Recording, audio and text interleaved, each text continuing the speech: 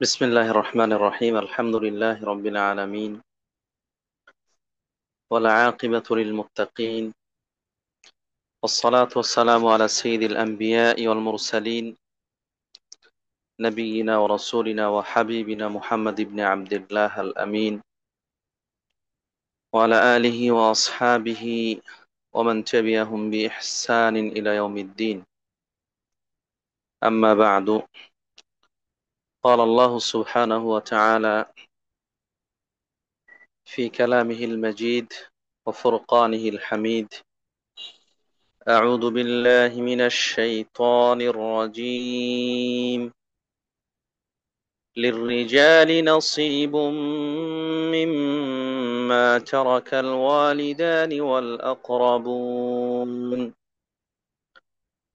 نصيب مما ترك الوالدان والأقربون وللنساء نصيب مما ترك الوالدان والأقربون نصيب مما ترك الوالدان والأقربون مما قل منه أو كثر نصيبا مفروضا আলহামদুলিল্লাহ। শুরুতে আমরা আবারও প্রশংসা করছি আল্লাহ সুবহানাহু ওয়া তাআলার জন্য, যার বিশেষ অনুগ্রহে অপার দয়ায় আবারও নতুন সপ্তাহের নতুন দিনে এসো আল্লাহর পথে কোরআনের আলোয় এই গ্রুপের আয়োজনে কোরআন এবং সহিহ হাদিস থেকে দ্বীনি আলোচনা শোনার জন্য, জানার জন্য, বোঝার জন্য এবং সে অনুযায়ী আমল করার জন্য আমরা সমবেত হতে পেরেছি, সংযুক্ত হতে পেরেছি। যে আল্লাহ সুবহানাহু ওয়া তাআলা দয়া করে অনুগ্রহ করে আমাদেরকে সে সুযোগটুকু দিয়েছেন, তার প্রশংসা ও কৃতজ্ঞতা আদায় করি আলহামদুলিল্লাহ।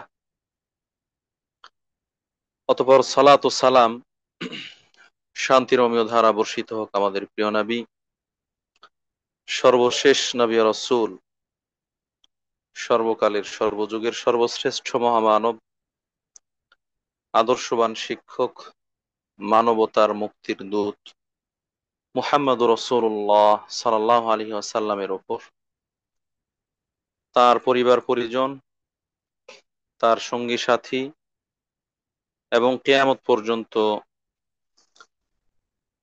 একনিষ্ঠ অনুসারী সকল নর নারীর উপর বর্ষিত হোক শান্তির অমিয় ধারা, আল্লাহুম্মা আমিন। কাছে দূরে দেশে প্রবাসে যে যেখান থেকে আজকের ৪৭তম পর্ব দারসুল ফিকহের এই পর্বে অংশগ্রহণ করেছেন, শুরুতে সকলকে জানাচ্ছি আন্তরিক অভিনন্দন।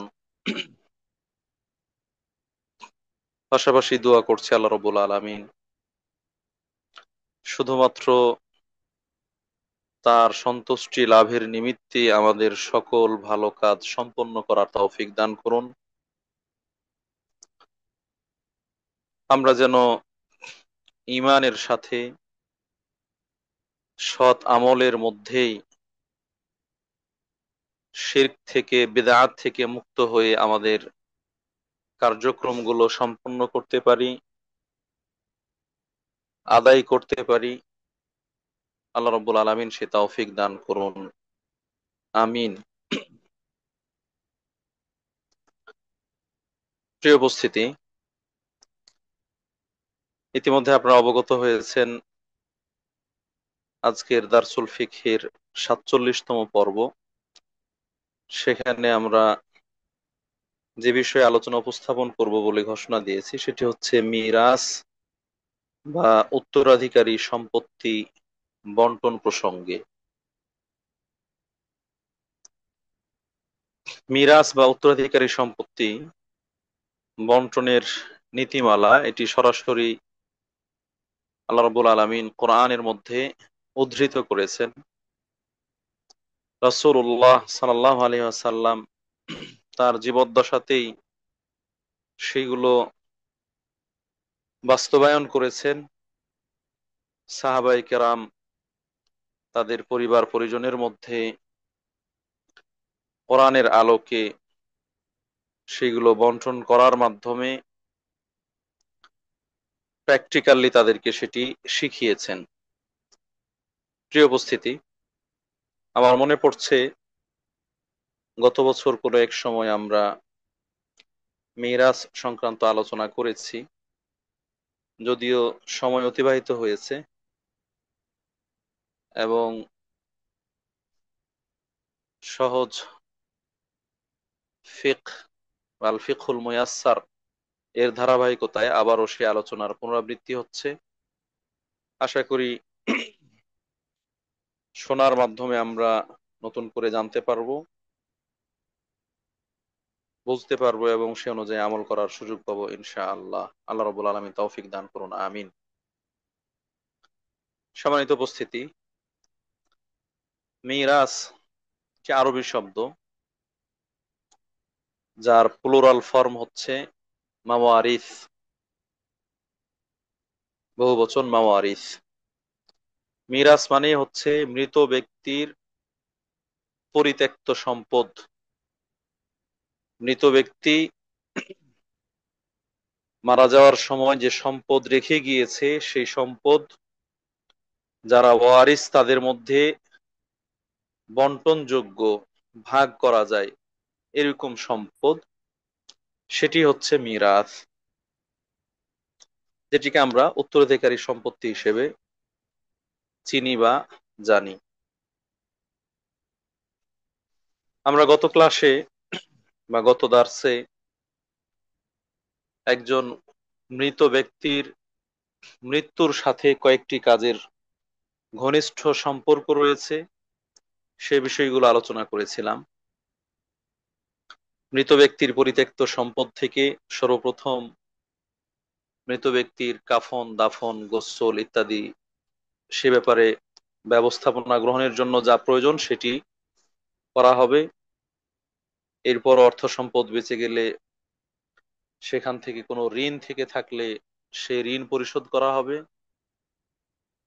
ঋণ পরিশোধ করার পরও যদি অবশিষ্ট থাকে তাহলে সেই সম্পদের সর্বোচ্চ 1/3, 3/1 সম্পদ থেকে কোনো ওসিয়ত থাকলে সেই ওসিয়ত পূর্ণ করা হবে।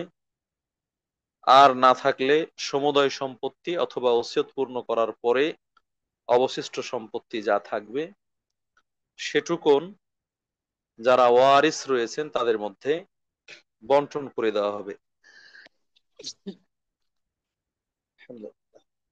ভাগ করে দেওয়া হবে। এই যে ওয়ারিসদের মধ্যে মৃত ব্যক্তির পরিত্যক্ত সম্পদ বন্টন করা, বিতরণ করা, ভাগ করে দেওয়া, এটিকে ইসলামী শরীয়তের পরিভাষায় ফারায়েজ বলা হয়। এটিকে ফারায়েজ বলা হয়। ফারায়েজ এটা ফারিদাহ এর বহুবচন বা প্লুরাল ফর্ম। যে ফারিদা অর্থ হচ্ছে নির্ধারণ করা, যে ফারিদার অর্থ হচ্ছে নির্ধারণ করা। অর্থাৎ আল্লাহ রাব্বুল আলামিন পবিত্র কোরআনের মধ্যে, রাসূলুল্লাহ সাল্লাল্লাহু আলাইহি সাল্লাম সহিহ হাদিসের মধ্যে যার যে অংশ নির্ধারণ করেছেন সেই বন্টিত নির্ধারিত অংশেই মৃত ব্যক্তির পরিত্যক্ত সম্পদ বন্টন করা, এটি হচ্ছে ফারায়েজ। এটি হচ্ছে মিরাস বা উত্তরাধিকারী সম্পত্তি বন্টন। প্রিয় উপস্থিতি, মিরাস বা ফারায়েজ এটি ইসলামী শরীয়তের গুরুত্বপূর্ণ একটি অংশ। আল্লাহ রাসূল সাল্লাল্লাহু আলাইহি ওয়াসাল্লাম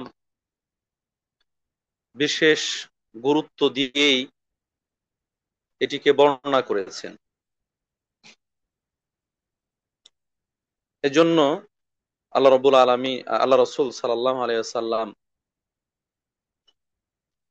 সাহাবীদেরকে উপদেশ দিয়েছেন, সাহাবীদের মাধ্যমে তার উম্মতকে উপদেশ দিয়েছেন যেন এই ফারায়েদ সংক্রান্ত যে জ্ঞান, যে বিদ্যা, এটা যেন মানুষরা শিখে নেয়। যেমনটা আবু হুরায়রা রাদিয়াল্লাহু তাআলা আনহু থেকে বর্ণিত হয়েছে, তিরমিজি হাদিসের গ্রন্থে এসেছে, আল্লাহ রাসূল সাল্লাল্লাহু আলাইহি সাল্লাম নির্দেশ দিয়েছেন, তাআল্লামুল ফারাইদা ফাইন্নাহা নিসফুল ইলম ওয়া ইন্নাহু আউয়ালু মা ইউনজাউ মিন উম্মতি।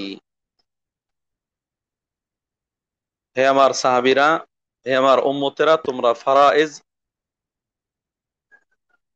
মৃত ব্যক্তির পরিত্যক্ত সম্পদ বন্টনের যে নীতিমালা পদ্ধতি, বিশেষ জ্ঞান, সেটি শিক্ষা লাভ করো, সে বিষয়ে জ্ঞান অর্জন করো।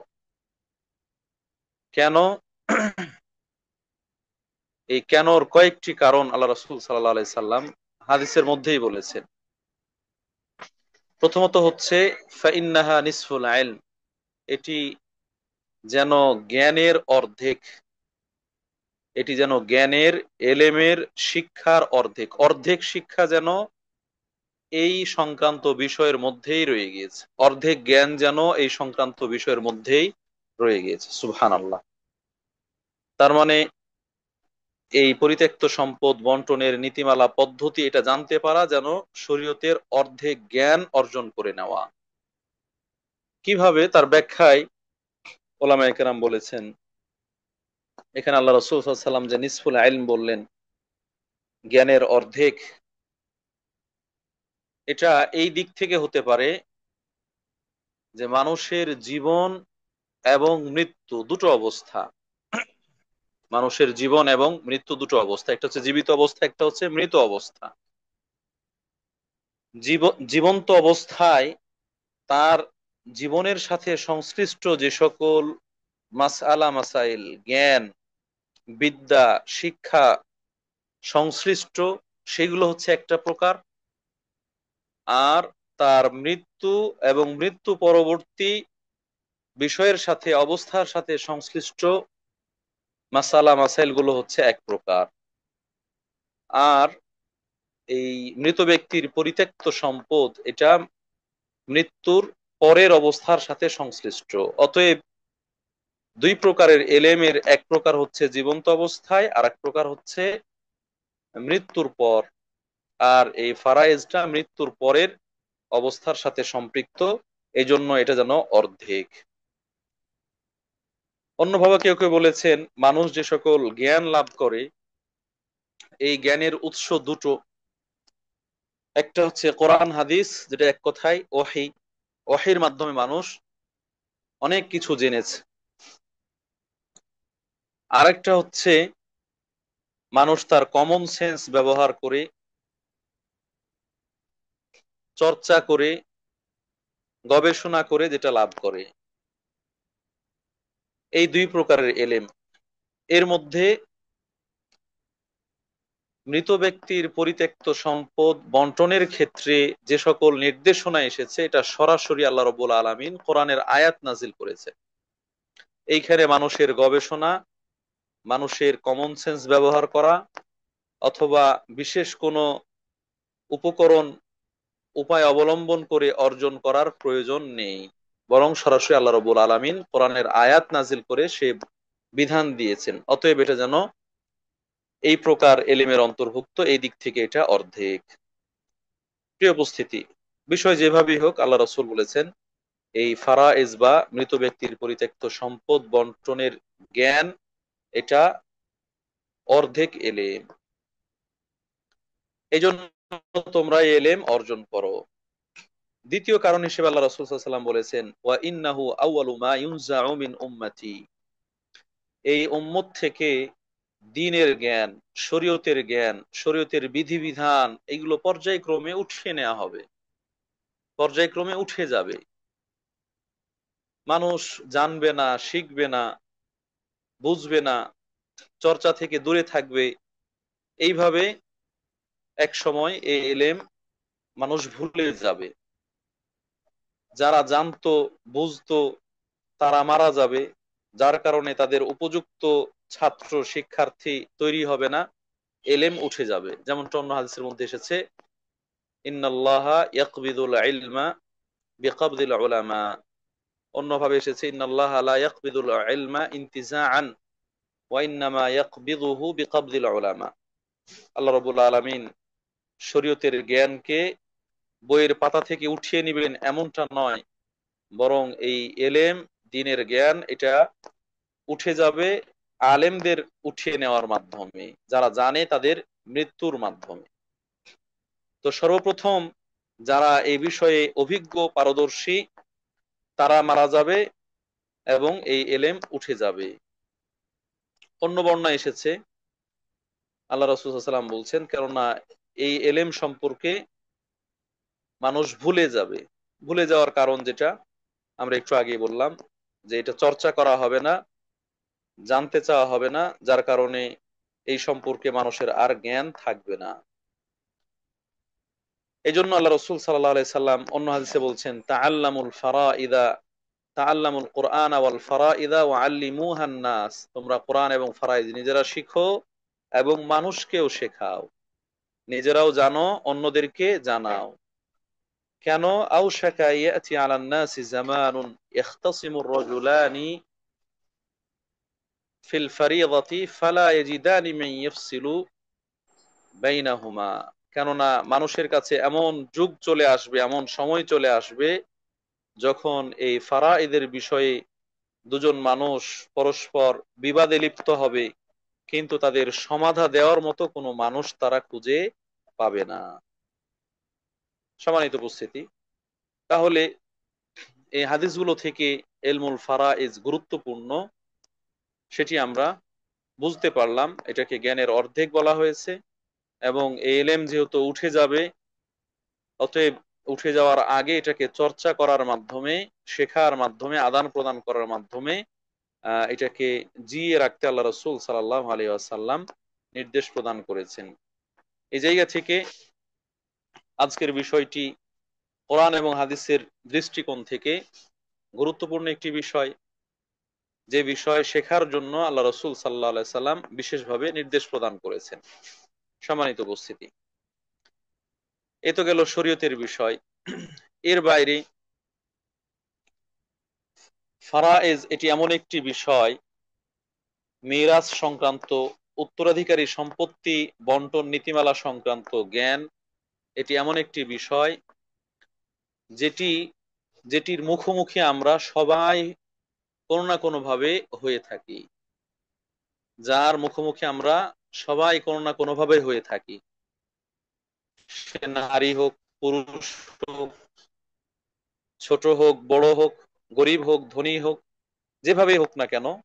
কারণ মৃত ব্যক্তি যখন মারা যান, কিছু না কিছু তো রেখে যান, আর যা রেখে যান সেই সম্পত্তি কি করা হবে, সেই সম্পত্তি কে কতটুকু পাবে ইত্যাদি, এগুলো আমরা কোনো না কোনো ভাবে তার সাথে সংশ্লিষ্ট হই, কোনো না কোনো ভাবে তার মুখাপেক্ষী হই।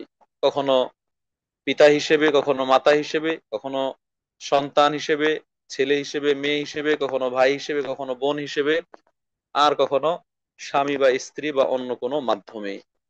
অতএব এই মিরাস বন্টন নীতিমালা এটা উপেক্ষা করার সুযোগ আমাদের নেই।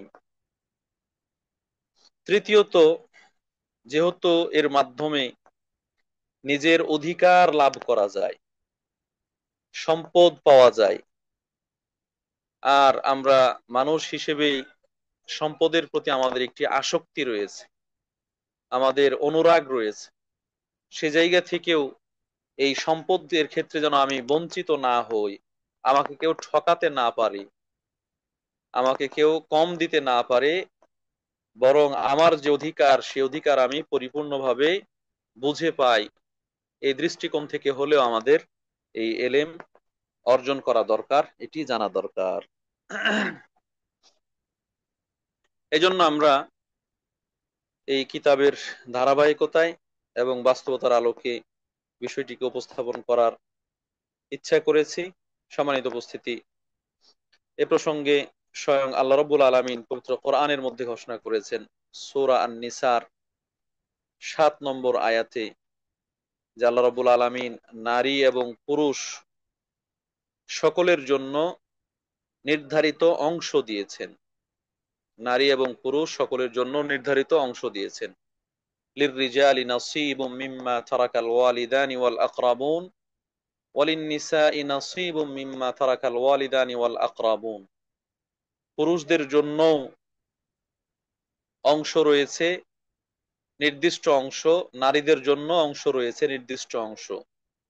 তাদের জন্য যা ছেড়ে গিয়েছেন তাদের বাবা মা, নিকট আত্মীয়, এটা অল্প হোক অথবা বেশি হোক, নসিবাম মাফরুদা, এটা একেবারে চূড়ান্ত ভাবে নির্ধারিত। এটা চূড়ান্ত নির্ধারিত একটি অংশ। সম্মানিত উপস্থিতি, অতএব ফারায়েদ বা নির্ধারিত অংশ এটি কোরআন দ্বারাই প্রমাণিত। এজন্য আল্লাহ রাব্বুল আলামিন সূরা নিসার 11 এবং 12 আর সূরা নিসার একেবারে শেষ আয়াত, এই তিনটি আয়াতের মধ্যে মূলত মিরাসের বিধান আলোচনা করেছেন। সূরা আন-নিসার 11 নম্বর আয়াত, 12 নম্বর আয়াত এবং সর্বশেষ আয়াত 176 নম্বর, এই তিনটি আয়াতের মধ্যে মিরাস সংক্রান্ত আলোচনা, উত্তরাধিকারী সম্পত্তি বন্টনের আলোচনা সেটি তুলে ধরেছেন। সম্মানিত উপস্থিতি, একজন মানুষ মৃত ব্যক্তির কাছ থেকে উত্তরাধিকারী লাভ করার তিনটি সূত্র, তিনটি সূত্র, তিনটি সম্পর্ক, তিনটির যে কোনো একটি সম্পর্কের মাধ্যমে মৃত ব্যক্তি থেকে সে মিরাস লাভ করতে পারে, উত্তরাধিকারী সম্পত্তি দাবি করতে পারে। এর বাইরে অন্য কোনো সম্পর্কের মাধ্যমে সে এই সম্পত্তি দাবি করতে পারে না। আমি আবারও বলছি, তিনটির যে কোনো একটি সম্পর্কের ভিত্তিতে একজন মানুষ একজন মৃত ব্যক্তির পরিত্যক্ত সম্পদের মধ্যে উত্তরাধিকারী দাবি করতে পারে, এর বাইরে নয়। এই সম্পর্কগুলো কি কি? এক নম্বর সম্পর্ক হচ্ছে আলাকাতু আন-নাসাব, মৃত ব্যক্তির সাথে জীবিত ব্যক্তির বংশের সম্পর্ক, রক্তের সম্পর্ক। রক্তের সম্পর্ক বা বংশের সম্পর্ক, বংশীয় সম্পর্কের কারণে সে মিরাসের দাবিদার হতে পারে, রক্তের সম্পর্কের কারণে সে মিরাসের দাবি করতে পারে, উত্তরাধিকারী পরিগণিত হতে পারে। বংশীয় সম্পর্কের কারণে যারা উত্তরাধিকারী দাবি করতে পারে এরা আবার তিন ভাগে বিভক্ত। এরা আবার তিন ভাগে বিভক্ত। মৃত ব্যক্তির হয়তো ঊর্ধ্বতন ব্যক্তি হবে, তার বাবা মা, দাদা দাদি, নানা নানি, অথবা দাদার বাবা, এইভাবে ঊর্ধ্বতন যত পুরুষ বা নারী রয়েছে তারা, এরা হচ্ছে এক শ্রেণীর। দ্বিতীয় হচ্ছে তার অধস্তন ব্যক্তিবর্গ, তার অধস্তন ব্যক্তিবর্গ। আগেরটাকে বলা হয় উসুল, পরেরটাকে বলা হয় ফুরু, শাখা প্রশাখা যারা বের হয়েছে, যেমন সন্তান সন্ততি, ছেলে মেয়ে, ছেলের ছেলে মেয়ে, নাতিপুতি, এইভাবে পর্যায়ক্রমে আরো যদি নিচে থাকে কয়েক স্তর পর্যন্ত তারা পাবে। এটা হচ্ছে দ্বিতীয় শ্রেণী। তৃতীয় শ্রেণী হচ্ছে আল হাওয়াশি, ঊর্ধ্বতন এবং অধস্তন বাদ দিয়ে মাঝের যারা রয়েছে, যেমন ভাই, বোন, চাচা, ভাতিজা, চাচাতো ভাই, তাদের ছেলেরা, এইভাবে এই তৃতীয় শ্রেণী। তাহলে হয়তো তার থেকে মৃত ব্যক্তি থেকে ঊর্ধ্বতন বাবা মা তারা পাবে, অথবা অধস্তন সন্তান সন্ততিরা পাবে, অথবা তার সমপর্যায়ের ভাই বোন, চাচা, চাচাতো ভাই ইত্যাদি তারা পাবে। এই হচ্ছে একটা সম্পর্কের ভিত্তিতে মিরাজ দাবি করতে পারে। দ্বিতীয় দিক হচ্ছে বৈবাহিক সম্পর্কের মাধ্যমে। বৈবাহিক সম্পর্কের মাধ্যমে তারা মিরাজ দাবি করতে পারে। স্বামী স্ত্রী, স্বামী মারা গেলে তার কাছ থেকে স্ত্রী, অথবা স্ত্রী মারা গেলে স্বামী। এটা কোন ধরনের বিবাহ? সঠিক পদ্ধতিতে ইসলামী শরিয়ার আলোকে যে বিবাহ সম্পন্ন হয়েছে, ইসলামী শরিয়ার আলোকে যে বিবাহ সম্পন্ন হয়েছে, সেই বিবাহের মাধ্যমে, সেই বিবাহের মাধ্যমে যে সম্পর্ক তৈরি হয়েছে সেই সম্পর্কই হচ্ছে বৈবাহিক সম্পর্ক। এবং এই বৈবাহিক সম্পর্কের মাধ্যমে স্বামী স্ত্রীর কাছ থেকে বা স্ত্রী স্বামীর কাছ থেকে মিরাস দাবি করতে পারে, মিরাস পায়। তৃতীয় কারণ হচ্ছে আল ওয়ালা। ওয়ালা বা বন্ধুত্ব বলা হয়, অভিভাবকত্ব বলা হয়। এটা যেরকম ইতিপূর্বে ছিল কৃতদাস, কৃতদাস বা দাসী, তাকে যে মুক্ত করে, কৃতদাস বা দাসীকে যে আজাদ করে বা মুক্ত করে, আজাদকারী মুক্তকারী, সেই ব্যক্তি মিরাস পাবে এই কৃতদাস দাসীর। সেই ব্যক্তি মিরাস পাবে এই কৃতদাস দাসীর। সাধারণত কৃতদাস বা দাসী তারা যেহেতু চুরি করা হয়ে থাকে, গুম করা হয়ে থাকে, তাদের পিতৃ পরিচয় পাওয়া যায় না, বংশ পরিচয় পাওয়া যায় না, তাদেরকে কেউ হয়তো ছিনতাই করে নিয়ে এসে বিক্রি করে দিয়েছে, তারপরে তারা দাস হয়ে গিয়েছে। অথবা যুদ্ধের মাঠে বাবা মা আত্মীয় স্বজন সবাই মারা গিয়েছে, সে বন্দী হয়ে এসেছে, এখন সে দাস দাসী। তো এই অবস্থায় তার পরবর্তী উত্তরাধিকারী এরকম পাওয়া যায় না, কিন্তু তার রেখে যাওয়া সম্পদটা কি হবে?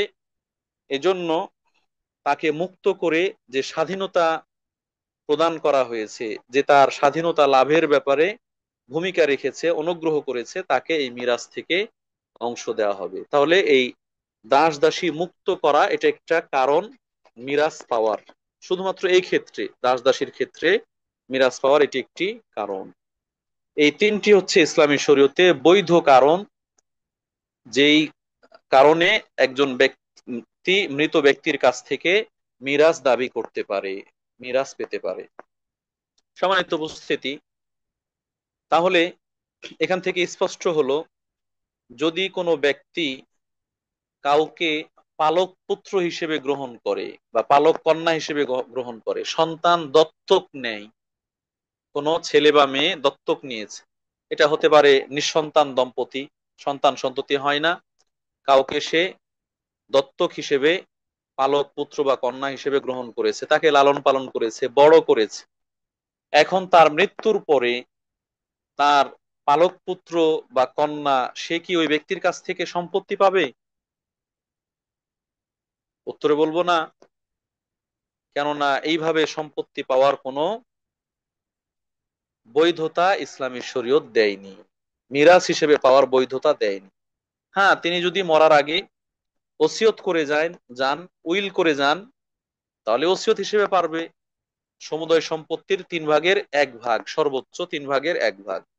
কিন্তু মরার পরে মিরাস হিসেবে দত্তক সন্তান কোনো কিছু পাবেন না। ঠিক একইভাবে এই দত্তক সন্তান, সে যদি জীবিত অবস্থায় টাকা পয়সা অর্জন করেছে, সে মারা গিয়েছে, তার যে পালক পিতা বা মাতা, তারা তার কাছ থেকে মিরাস পাবে না, তারা তার কাছ থেকে মিরাস পাবে না। অনুরূপভাবে দুধ পান করার মাধ্যমে হুরমত সাব্যস্ত হয়। আমরা জানি যে সন্তানকে দুধ পান করানোর মাধ্যমে, ছোট্ট শিশুকে দুধ পান করানোর মাধ্যমে ওই দুধ পানকারী শিশু এবং দুধ পান যিনি করালেন নারী, তার মধ্যে সম্পর্ক তৈরি হয়। কিন্তু এই দুধ পানের সম্পর্কের মাধ্যমে মিরাস সাব্যস্ত হয় না, মিরাস সাব্যস্ত হয় না। কেউ দুধ মা বা দুধ বাবা বা দুধ ছেলে, তার কাছ থেকে মিরাস পাবেন, দুধ ভাই দুধ বোনের কাছ থেকে মিরাস পাবেন, এরকম নয়। এটা মিরাস পাওয়ার বৈধ কারণ নয়। আশা করি বুঝতে পেরেছেন। এখানে এই তিনটির যে কোনো একটি যদি সম্পর্ক থাকে, হয়তো রক্তের সম্পর্ক সরাসরি, কে কে তা সেগুলো আমরা পরে বলবো ইনশাআল্লাহ, অথবা বৈবাহিক সম্পর্ক, স্বামী স্ত্রী, অথবা দাস কৃতদাস মুক্ত করার কারণে মনিব মুক্তকারী, এই তিনটি কারণ ছাড়া অন্য কোনো কারণে মিরাস পাবে না, মিরাস লাভ করবে না। এরপরে আসি আমরা, আরো প্রায় তিনটি কারণ রয়েছে, যে তিনটি কারণে রক্তের সম্পর্ক থাকার পরেও, অথবা বৈবাহিক সম্পর্ক থাকার পরেও, অথবা ওয়ালার সম্পর্ক থাকার পরেও ব্যক্তি মৃত ব্যক্তির পরিত্যক্ত সম্পদ থেকে বঞ্চিত হবে। মৃত ব্যক্তির পরিত্যক্ত সম্পদ থেকে বঞ্চিত হবে, সম্পত্তি পাবে না, মিরাস পাবে না। এটাও গুরুত্বপূর্ণ বিষয়। বাবা মারা গিয়েছেন, বাবা মারা গিয়েছেন, তার সন্তান যদি তিনটি কারণের কোনো একটি কারণ থাকে তাহলে সে সম্পত্তি পাবে না। ছেলে হোক বা মেয়ে হোক, স্ত্রী হোক বা স্বামী হোক, সম্পত্তি পাবে না। এগুলোর একটা কারণ হচ্ছে হত্যা করা, হত্যা করা, খুন করা। যদি যে মিরাস পাবে, ওয়ারিস উত্তরাধিকারী, স্বয়ং সে যার কাছ থেকে মিরাস পাবে তাকে খুন করে ফেলে, হত্যা করে ফেলে, মেরে ফেলে, হত্যা করা, খুন করা এটা মহা অন্যায়, জঘন্য পাপ। সে পাপী হবে, তার অন্যান্য শাস্তি প্রযোজ্য হবে, পাশাপাশি এটাও একটা শাস্তি, ওই নিহত ব্যক্তির মিরাস থেকে এই হত্যাকারীকে বঞ্চিত করা হবে, বাদ দেওয়া হবে, সে মিরাস পাবে না। নিহত ব্যক্তির মিরাস থেকে ব্যক্তিকে বঞ্চিত করা হবে। আল্লাহ না করুক এরকম কুলাঙ্গার কোন সন্তান অথবা অন্য কেউ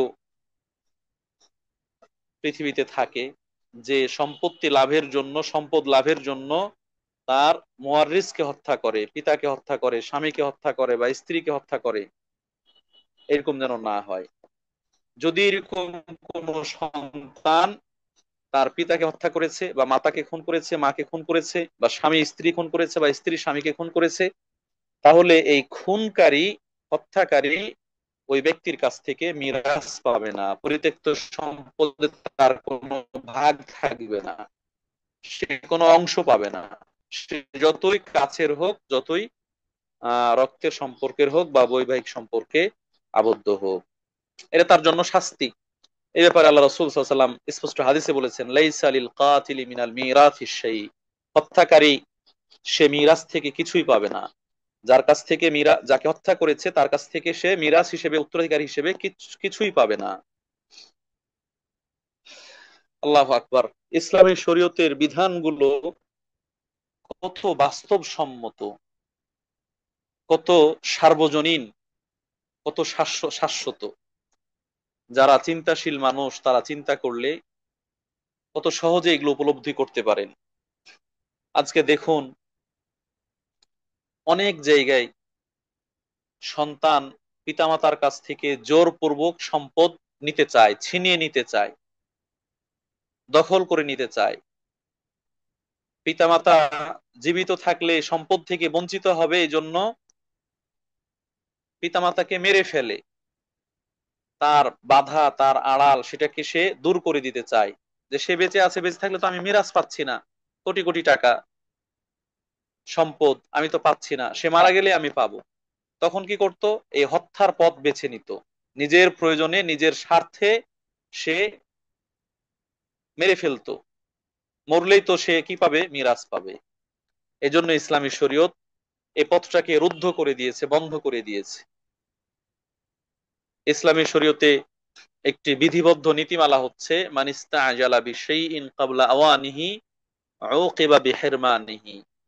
কোন জিনিস পাওয়ার সময় হওয়ার আগেই যদি কেউ সেটা পেতে চায়, তার বৈধ সময় এখনো তৈরি হয়নি, সুযোগ এখনো আসেনি, এর আগেই সে সেটিকে লাভ করতে চায় অন্যায়ভাবে, অবৈধভাবে, তাহলে তার শাস্তি হচ্ছে ওই জিনিস থেকে তাকে বঞ্চিত করা হবে। এটা সে পেতে চাচ্ছিল সময়ের আগেই, তাকে সেটা থেকে বঞ্চিত করো, কখনোই সে এটা আর পাবে না। তো এরকম হত্যাকারী, হত্যা করে এই মিরাস লাভ করতে চাচ্ছিল, মৃত ব্যক্তির সম্পদ লাভ করতে চাচ্ছিল, তো ইসলামী শরীয়ত এক্ষেত্রে তাকে শাস্তি দিয়েছে যে ওই সম্পদের সে ছিটে ফোঁটাও পাবে না, এক কোনা কাড়িও পাবে না। দ্বিতীয় কারণ হচ্ছে এই মিরাস থেকে বঞ্চিত হওয়ার আর রিক্ক, পরাধীনতা। দ্বিতীয় কারণ হচ্ছে পরাধীনতা। পরাধীনতা অর্থাৎ স্বাধীন না হওয়া, কৃত দাস দাসী হওয়া, কারো দাস দাসী হওয়া। দাস বা দাসী সে কারো কাছ থেকে মিরাস পাবে না। সে কারো কাছ থেকে মিরাস পাবে না। কেন পাবে না? তার বাবা আছে, হয়তো মা আছে, পরিচয় পাওয়া গিয়েছে, জানা গিয়েছে, অথবা সে আহ স্বামীর স্ত্রী বা স্ত্রীর স্বামী, তারপরও সে মিরাস পাবে না। কেন? সে তো নিজেই অন্যের অধীনে, অন্যের মালিকানায়, সে অন্যের পয়সা, সে অন্যের সম্পদ, কৃতদাস। সে মিরাস হিসেবে যা পাবে সেটাও তো তার মনিবের হয়ে যাবে, মালিকের হয়ে যাবে, তার মালিকানা থাকবে না। এজন্য সে মিরাস হিসেবে পাবে না। অথবা তার কাছ থেকেও অন্যরা, সে কৃতদাস, তার কাছ থেকে অন্য স্বাধীন, তারা কি পাবে না? মিরাজ পাবে না। কেন? যেহেতু তার সম্পদই নাই, তার যা সম্পদ সবগুলো হচ্ছে মনিবের, তার মালিকের।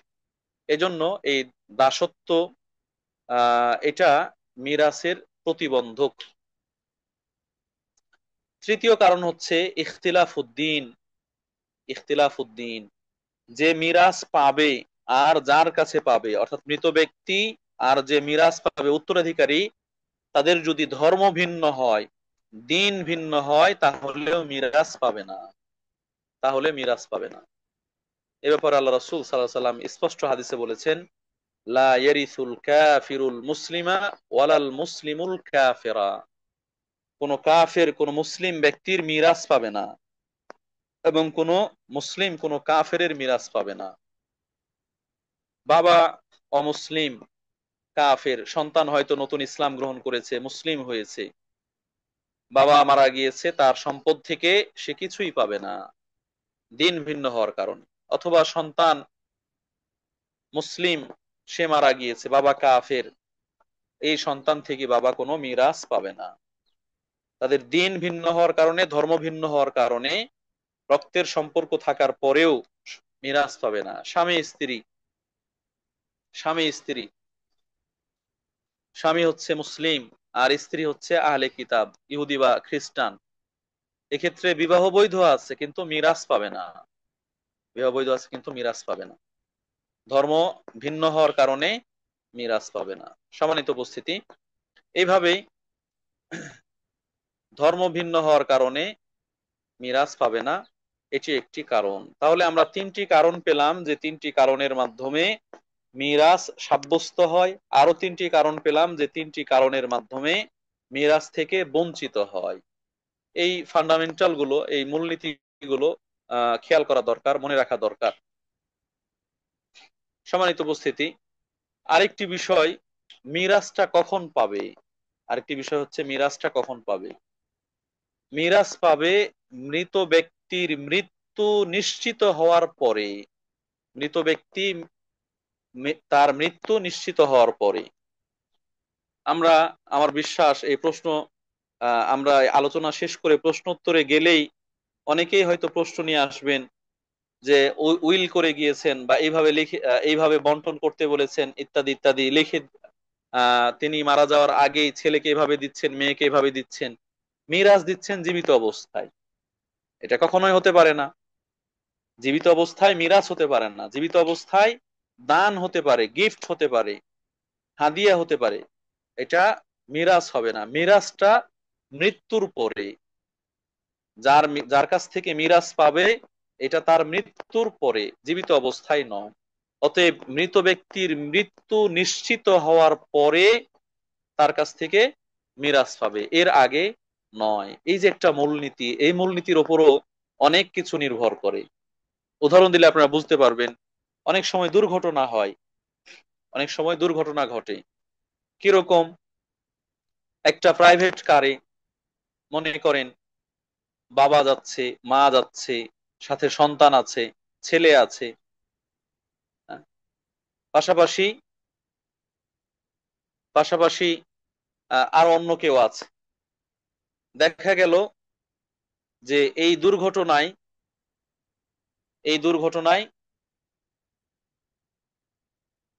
নাতির মানে বাবার ছেলে আগে মারা গিয়েছে, বাবার ছেলে মারা গিয়েছে, এরপরে ওই ছেলের বাবা মারা গিয়েছে, বেঁচে গেল কে? নাতি, বেঁচে গেল নাতি। এখন যে আগে মারা যাবে তার মিরাজ পাবে যারা বেঁচে আছে তারা। এটা যদি 1 সেকেন্ড আগেও হয়, 5 মিনিট আগেও হয়, তারপরও। উদাহরণস্বরূপ, যদি ছেলে মারা যায়, ছেলের সম্পদ ছিল, তাহলে এই ছেলের পরিত্যক্ত সম্পদের মধ্যে বাবা মিরাজ পাবে, বাবা মিরাজ পাবে। কিন্তু দেখা গেল যে আগে ছেলে মারা গিয়েছে, তারপরে বাবা মারা গিয়েছে। আবার এই ছেলের ছেলে ছিল, অর্থাৎ আহ নাতি ছিল, সে বেঁচে গিয়েছে। তাহলে নাতি নাতি কি ওই বাবার কাছ থেকে মিরাজ পাবে? বলছে না, এক্ষেত্রে বাবার কাছ থেকে সে মিরাজ পাবে না। বাবার কাছ থেকে সে সরি, দাদার কাছ থেকে সে মিরাজ পাবে না, দাদার কাছ থেকে সে মিরাজ পাবে না। এটা মনে হয় অনেকের জন্য বুঝতে কঠিন হবে।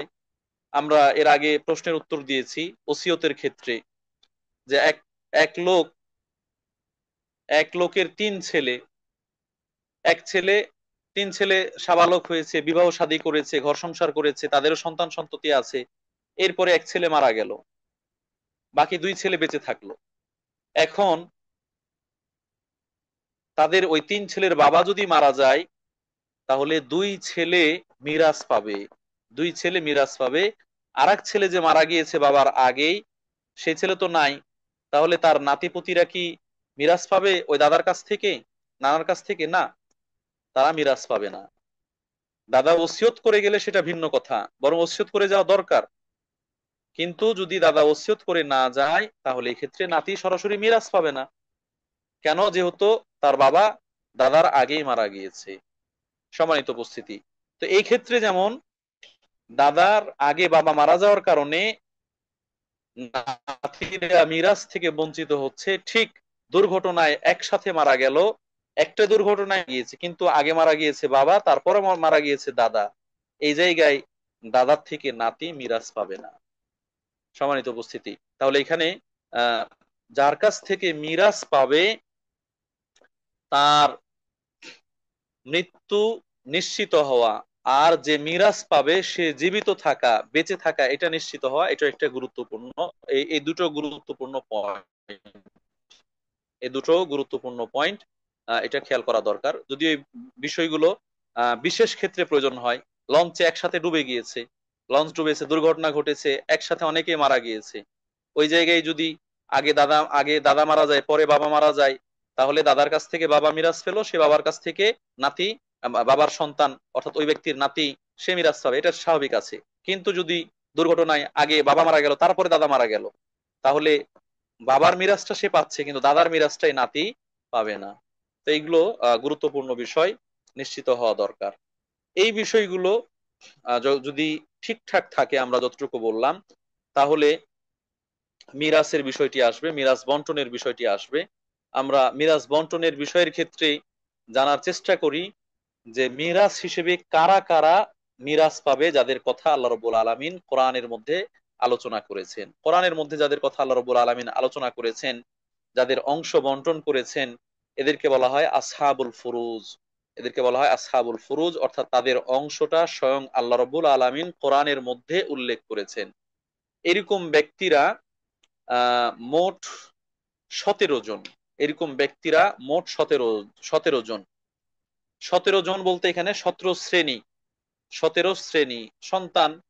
এখানে তো সন্তান ছেলে একাধিক হতে পারে, সেই হিসেবে জন অনেক হয়ে যাবে। 17 শ্রেণীর মানুষ মিরাজ পাবে, 17 শ্রেণীর মানুষ, যাদের মধ্যে 10 জন, 10 শ্রেণী হচ্ছে পুরুষ আর 7 শ্রেণী হচ্ছে নারী। 10 শ্রেণী হচ্ছে পুরুষ, 7 শ্রেণী হচ্ছে নারী। পুরুষ 10 শ্রেণী, তারা কারা কারা একটু আমরা জেনে নেই।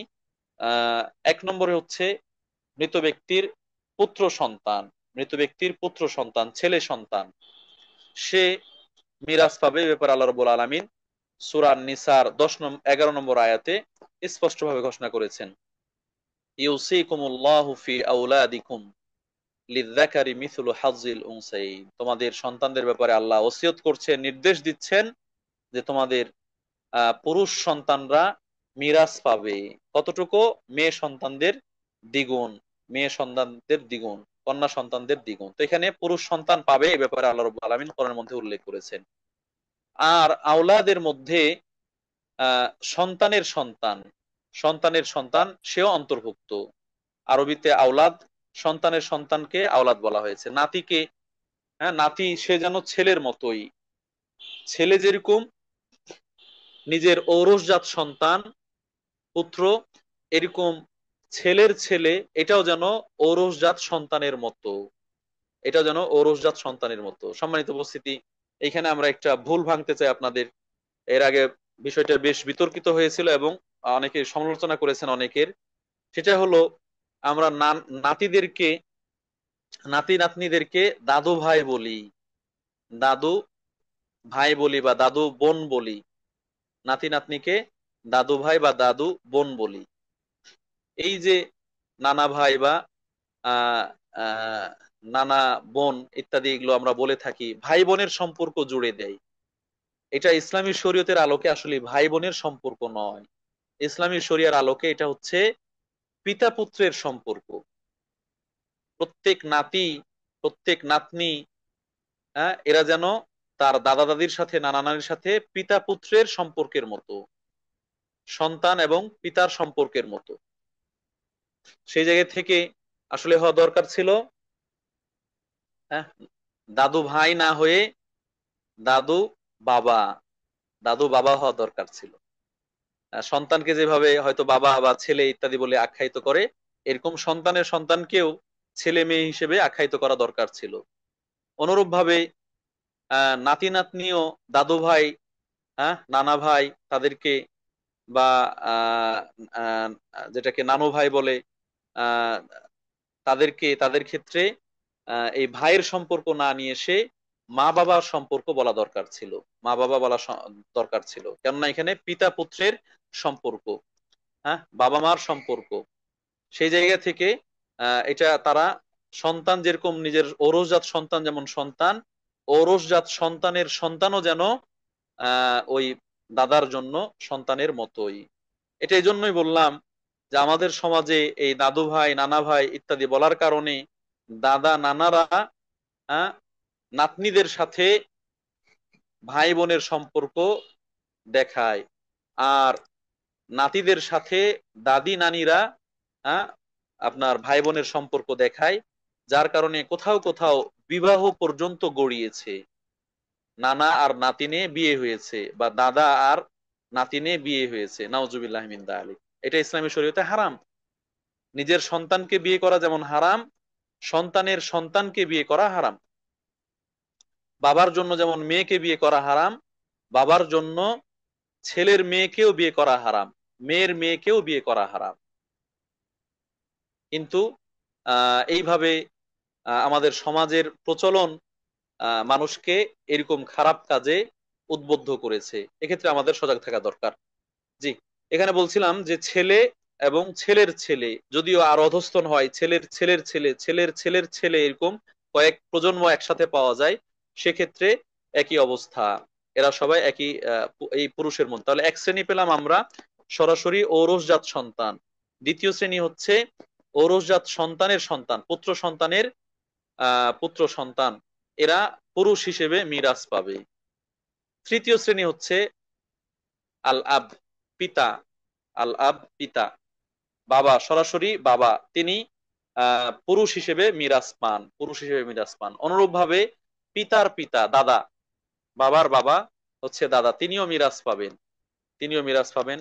বা দাদার বাবা যদি থাকেন, বাবার দাদা বা দাদার বাবা, তিনিও মিরাজ পাবেন। এইভাবে আরো ঊর্ধ্বতন কয়েক প্রজন্ম যদি থাকে তারাও পাবেন। তাহলে এখানে দুই শ্রেণী পাওয়া গেল, একটা হচ্ছে বাবা আর একটা হচ্ছে দাদা। আগে পেলাম সরাসরি ঔরজাত সন্তান আর সন্তানের পুত্র সন্তান, আর এখানে পেলাম বাবা এবং দাদা। এই চার শ্রেণীর পুরুষ তারা একজন আরেকজনের কাছ থেকে মিরাজ পাবে। পঞ্চম শ্রেণীর হচ্ছে ভাই। পঞ্চম শ্রেণীর পুরুষ যারা মিরাজ পায় তারা হচ্ছে ভাই। এই ভাই, এটা তিন ধরনের ভাই হতে পারে। একটা হচ্ছে সহোদর ভাই, বাবা মা একই রকম। আমার বাবা মা, আমার ভাইয়ের বাবা মা একজনই, একজনই, এটাকে আমরা সহোদর বলি। একই উদরে একই পেট থেকে বের হয়েছে, একই বাবার মাধ্যমে। আবার বাবা এক কিন্তু মা ভিন্ন, যেটাকে আমরা স্টেপ ব্রাদার বলি। হ্যাঁ, সৎ ভাই, সৎ ভাই। এক্ষেত্রে বাবা এক কিন্তু মা ভিন্ন, যেটাকে বৈমাত্রেয় বলা হয়, বৈমাত্রেয়। এরাও অন্তর্ভুক্ত ভাই হিসেবে। অথবা বৈপিত্রী, মা এক কিন্তু বাবা ভিন্ন ভিন্ন। এক জায়গায় মায়ের বিয়ে হয়েছিল, সেখানে সন্তান হয়েছে, ভাই হয়েছে। পরবর্তীতে সে বাবা মারা গিয়েছে বা বাবার সাথে সম্পর্ক ছিন্ন হয়েছে, আরেক জায়গায় বিয়ে হয়ে আবার সন্তান হয়েছে। তাহলে বাবা ভিন্ন হচ্ছে কিন্তু মা একটাই, যেটাকে আমরা বৈপিত্রেই বলে থাকি। পিতা ভিন্ন, পিতা ভিন্ন, মা এক। এই তিন ধরনের ভাই আহ মিরাজ থেকে পাবে, ভ্রাতৃত্বের সম্পর্কের মাধ্যমে। তাহলে এখানে পঞ্চম শ্রেণী গেল। ষষ্ঠ শ্রেণীর পুরুষ যারা পায় তারা হলো আহ ভাইয়ের ছেলে, ভাতিজা, ভাইয়ের ছেলে, এটা সহোদর ভাই অথবা আহ বই মাত্রে ভাই। সহোদর ভাইয়ের ছেলে বা বই মাত্রে ভাইয়ের ছেলে, মা ভিন্ন কিন্তু বাবা এক। এই ক্ষেত্রে এই জায়গায় বই পিত্রে ভাইয়ের ছেলে ভাতিজা, সে কিন্তু মিরাজ পাবে না। তাহলে এরা এক শ্রেণীর পুরুষ। সাত নম্বর হচ্ছে চাচা অথবা 7 নম্বর হচ্ছে চাচা।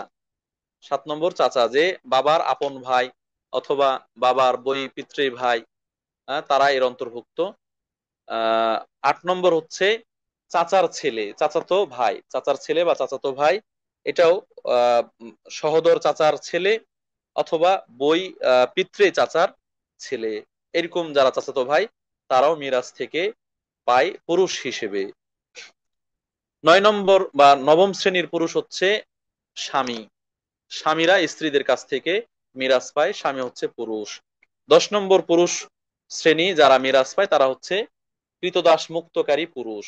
কৃতদাস মুক্তকারী পুরুষ অর্থাৎ কৃতদাস মুক্ত করেছে যে পুরুষ ব্যক্তি, সে মিরাজ পাবে। তাহলে এই 10 শ্রেণীর পুরুষ তারা মিরাজ পায়, উত্তরাধিকারী সম্পত্তি পায়। কখন কে কতটুকু পাবে সেগুলোর আলোচনা ভিন্ন। বাকি কারা কারা পায় পুরুষ হিসেবে তাদের আলোচনা করলাম। এরপরে আসছে নারীদের মধ্য থেকে 7 শ্রেণীর নারী, তারা মিরাজ পেয়ে থাকে। 1 নম্বর হচ্ছে সরাসরি ঔরসজাত কন্যা, মেয়ে সন্তান। ঔরসজাত কন্যা বা মেয়ে, সে পেয়ে থাকে। অনুরূপ ভাবে ছেলের মেয়ে, ঔরসজাত ছেলের মেয়ে, ঔরসজাত ছেলের মেয়ে, যেটাকে আমরা বলবো যে ছেলের ঘরের নাতিন, ছেলের ঘরের নাতিন, মেয়ের ঘরের না, ছেলের ঘরের নাতিন, সেও মিরাজ হিসেবে পেয়ে থাকে। কিন্তু মেয়ের ঘরের নাতিন যে, সে মিরাজ হিসেবে পাবে না। তাহলে এই 2 শ্রেণীর নারী। তৃতীয় শ্রেণী হচ্ছে মা। মারা সন্তানদের কাছ থেকে, ছেলে হোক বা মেয়ে হোক, তাদের কাছ থেকে মিরাজ পাবে। আহ এখানে মা বলতে সরাসরি মা, মা বলতে সরাসরি মা, যিনি জন্মধাত্রী মা, সেই মা। এখানে বাবার স্ত্রী সে কিন্তু নয়। বাবার স্ত্রী যে মা, যেটাকে আমরা সৎ মা বলে থাকি, সেই মা নয়, বরং নিজের মা, যার গর্ভে সে যার গর্ভের মাধ্যমে সে জীবন ধারণ করেছে। চতুর্থ শ্রেণী হচ্ছে দাদি বা নানি। দাদি বা নানি, দাদিও এবং নানিও, এটা ঊর্ধ্বতন যদি হয়, দাদির দাদি, বাবার দাদি বা বাবার দাদার দাদি ইত্যাদি এরকম হয়, তারাও এর অন্তর্ভুক্ত হবে। কয়েক প্রজন্ম থাকলে তারাও এর মধ্যে হবে। তাহলে এখানে দাদি বা নানি উভয় শ্রেণী এই মিরাসের অন্তর্ভুক্ত হবে। 5 নম্বর হচ্ছে নারী হিসেবে মিরাজ পেয়ে থাকে বোন। নারী হিসেবে মিরাজ পেয়ে থাকে বোন। এই বোনের ক্ষেত্রেও 3 শ্রেণী আসবে, যে সহোদর বোন, ভাই বোন একই মায়ের উদরে থেকেছে, অথবা বৈপিত্রেয় বোন, বৈপিত্রেয় বোন, যে পিতা ভিন্ন কিন্তু মা এক, অথবা বৈমাত্রেয় বোন, যেটা আমরা সাধারণত বেশি জানি সচরাচর, স্টেপ সিস্টার, যে বাবা এক কিন্তু মা ভিন্ন। এই 3 শ্রেণীর বোনই মিরাজ হিসেবে, নারী হিসেবে মিরাজ পাবে। 6 নম্বর হচ্ছে বা ষষ্ঠ শ্রেণীর নারী, যারা মিরাজ পেয়ে থাকে তারা হচ্ছে স্ত্রী। স্ত্রী, স্বামী মারা গেলে সেই স্বামীর কাছ থেকে স্ত্রী মিরাজ পাবে। স্ত্রী একজন হলেও মিরাজ পাবে, স্ত্রী একের অধিক হলেও মিরাজ পাবে। একজন হলে পুরোটাই একজন স্ত্রী নিবে, আর যদি একের অধিক হয় তাহলে ওই অংশটাই স্ত্রীদের মধ্যে ভাগ করে দেওয়া হবে সমান করে। 7 নম্বর বা সপ্তম শ্রেণীর নারীরা হচ্ছে যে মিরাজ পাবে, সে যে নারী দাস মুক্ত করেছে, কোনো দাস বা দাসীকে মুক্ত করেছে, তার কাছ থেকে মিরাজ পাবে। যে নারী, পুরুষ নয়, তিনি কি নারী। এই 7 শ্রেণীর নারী তারা মিরাজ পেয়ে থাকেন। তাহলে আমরা পেলাম 10 শ্রেণীর পুরুষ আর 7 শ্রেণীর নারী, সব মিলিয়ে মোট 17 শ্রেণীর নারী পুরুষ তারা মিরাজ পেয়ে থাকে। আরেকটু আমরা ভূমিকা হিসেবে এখানে বলতে চাই, মিরাজের ক্ষেত্রে যে অংশগুলো পায়, কে কতটুকু পাবে, এই পরিমাণগুলো হয়তো অর্ধেক পাবে, পরিত্যক্ত সমুদয় সম্পত্তির অর্ধেক, এরকম একজনই যা আছে তার পুরো অর্ধেক পেয়ে যাবে। অথবা 4 ভাগের 1 ভাগ, অর্ধেকের অর্ধেক মানে 4 ভাগের 1 ভাগ। অথবা অর্ধেকের অর্ধেকের অর্ধেক, অর্থাৎ 8 ভাগের 1 ভাগ, হয়তো অর্ধেক অথবা 4 ভাগের 1 ভাগ বা 8 ভাগের 1 ভাগ। আবার কখনো কখনো মিরাজ হিসেবে পাই হয়তো 1/3, 1/3, 3 ভাগের 1 ভাগ, অথবা 2/3, 3 ভাগের 2 ভাগ, অথবা 1/6, 6 ভাগের 1 ভাগ, 6 ভাগের 1 ভাগ। তাহলে এই অংশগুলো আমরা পেলাম হয়তো অর্ধেক হবে, আমার যদি কমের দিক থেকে আসে হয়তো 8 ভাগের 1 ভাগ হবে, অথবা 6 ভাগের 1 ভাগ হবে, অথবা 4 ভাগের 1 ভাগ হবে, অথবা 3 ভাগের 1 ভাগ হবে, অথবা অর্ধেক হবে, অথবা 3 ভাগের 2 ভাগ হবে। এই 6টা অংশের যে কোনো একটা অংশ পাবে। এই যে 17 শ্রেণীর পুরুষ বললাম আমরা, এগুলোর মধ্যে এরা এই 6টা অংশের যে কোনো একটা অংশ পাবে। এই নির্ধারিত অংশ, এটাকেই কোরআন এবং হাদিসে আসহাবুল ফুরুজ বলা হয়েছে। প্রিয় উপস্থিতি, আমরা এর পরে আসি সরাসরি কোরআনের আয়াতের মধ্যে, যে জায়গায় আল্লাহ রাব্বুল আলামিন নারী এবং পুরুষের নির্ধারিত যে অংশ সেটিকে আলোচনা করেছেন। সূরা নিসার 10 এবং 11 নম্বর আয়াত, এবং আমরা বললাম যে 176 নম্বর আয়াত, এই 3 আয়াতের মধ্যেই মূলত অংশগুলো তুলে ধরা হয়েছে। এখানে প্রত্যেকের জন্য নির্দিষ্টভাবে কে কতটুকু অংশ পাবে এটা বিস্তারিত আলোচনা করা এখানে দুষ্কর। আমি হয়তো আলোচনা করতে পারবো, সমস্যা নেই, আলহামদুলিল্লাহ, কিন্তু সে আলোচনা বোঝার জন্য যেই সক্ষমতা দরকার এটা হয়তো অনেকের কাছে নেই। অনেকে হয়তো বুঝবেন, অনেকে বুঝবেন না, এজন্য এটি বিরক্তির কারণ হতে পারে। এই হিসেবে আমরা সবগুলো বলবো না, দুই একটা দিক বলতে চাই। যেমন আল্লাহ রাব্বুল আলামিন শুরুই করেছেন 11 নম্বর আয়াত, ইউসিকুমুল্লাহু ফি আওলাদিকুম লিযযাকারি মিসলু হাদ্দিল উনসায়াইন। সন্তান, পুত্র সন্তান দুজন কন্যা সন্তানের সমান অংশ পাবে, কন্যা সন্তানের সমান অংশ পাবে। এখানে আমরা যদি সন্তানের অংশ মিরাজ হিসেবে বলি, কেননা মিরাজ হিসেবে বেশিরভাগ ক্ষেত্রে সন্তান সন্ততি অথবা স্বামী স্ত্রী এই দুটা অংশ বেশি পাওয়া যায়। সন্তান সন্ততি বা স্বামী স্ত্রী এই দুটো অংশ বেশি পাওয়া যায়। এজন্য আমরা সন্তানের এবং স্বামী স্ত্রী অংশটা তুলে ধরতে চাই। কোন ব্যক্তি, আমরা সব সময় মৃত ব্যক্তির সাথে সম্পর্ক আলোচনা করব। সন্তান মানে কার সন্তান? মৃত ব্যক্তির সন্তান।